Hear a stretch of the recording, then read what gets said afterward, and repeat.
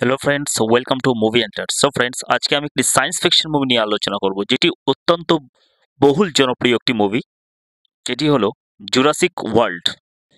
একটি science fiction adventure চলচ্চিত্র যা পরিচালনা করেছেন কলিন ট্রেভরো। এটি মাইকেল ক্রাইটনের জুরাসিক পার্ক ধারণার উপরে ভিত্তি করে নির্মিত। এই সিনেমাটি ডাইনোসরের পুনর্জীবনের প্রেক্ষাপটে তৈরি একটি বিনোদন পার্কের গল্প তুলে ধরা হয়েছে, যা বিপজ্জনক পরিস্থিতির জন্য জন্ম দেয়। ছবিটির কাহিনী শুরু হয় ইসলা নুবলার দ্বীপে, যেখানে জুরাসিক ওয়ার্ল্ড নামে একটি বিশাল ডাইনোসর এর থিম পার্ক প্রতিষ্ঠিত করা হয়েছিল। এই পার্কে জেনেটিক ইঞ্জিনিয়ারিং এর মাধ্যমে বিলুপ্ত ডাইনোসরদের পুনর্জীবন করা হয়েছে। এখানে দর্শনার্থীদের জন্য রাইড শো এবং বিভিন্ন আকর্ষণীয় কার্যক্রম রয়েছে।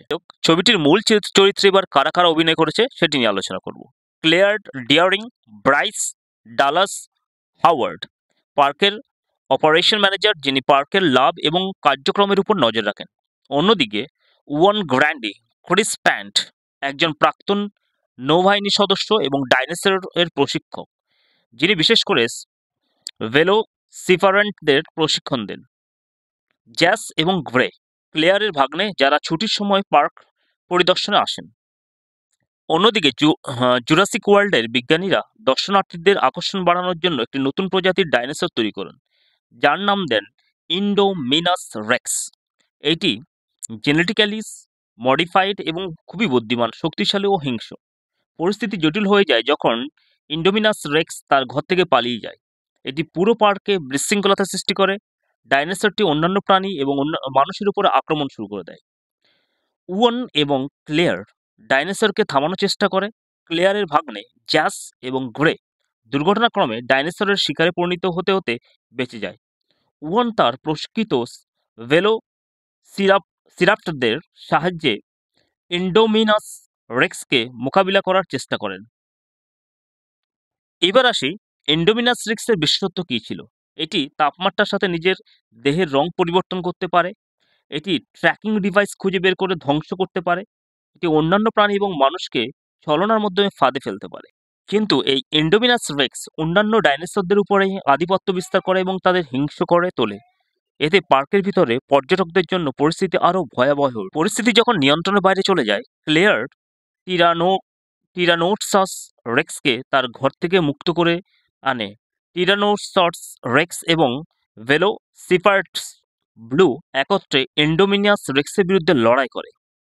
শেষমেশ ইন্ডোমিনাস রেক্সকে পার্কের জলের ভেতরে থাকা বিশাল সামুদ্রিক ডাইনোসর মেসোসোরাস আক্রমণ করে এবং হত্যা করে দেয়। ক্লাইম্যাক্সে দেখা যায় যে পার্কটি ধ্বংস হয়ে যায়, মানুষজন দ্বীপ থেকে সরিয়ে নেওয়া হয়। ক্লেয়ার এবং ওয়ন সিদ্ধান্ত নেয় তারা এই দ্বীপে থেকে দূরে সরে যাবে।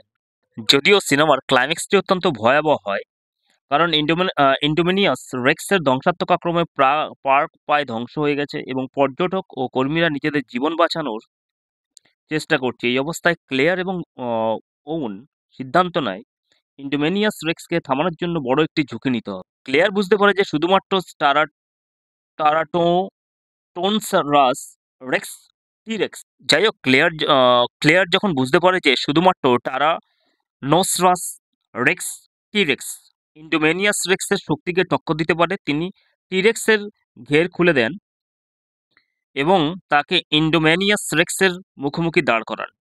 টি-রেক্স এবং ইন্ডোমিনিয়াস রেক্সের মধ্যে একটি ভয়াবহ লড়াই শুরু হয়। ইন্ডোমিনিয়াস রেক্সের শারীরিক শক্তি এবং বুদ্ধিমত্তা টি-রেক্সের উপরে প্রভাব ফেলে থাকে, তবে টি-রেক্স সহজে হার মানে না। ওয়ানের প্রশিক্ষিত ভেলোসিরাপ্টস, বিশেষ করে ব্লুটি রেক্সকে সহায়তা করতে আসে। একসাথে তারা ইন্ডোমিনিয়াস রেক্সের উপরে আক্রমণ চালায়, তবে ইন্ডোমিনিয়াস রেক্স এতটাই শক্তিশালী যে এটি তাদের সবাইকে প্রায় পরাজিত করে ফেলে। ইন্ডোমিনিয়াস রেক্স ধ্বংস হওয়ার পর পার্কে অস্থায়ীভাবে শান্তি ফিরে আসে।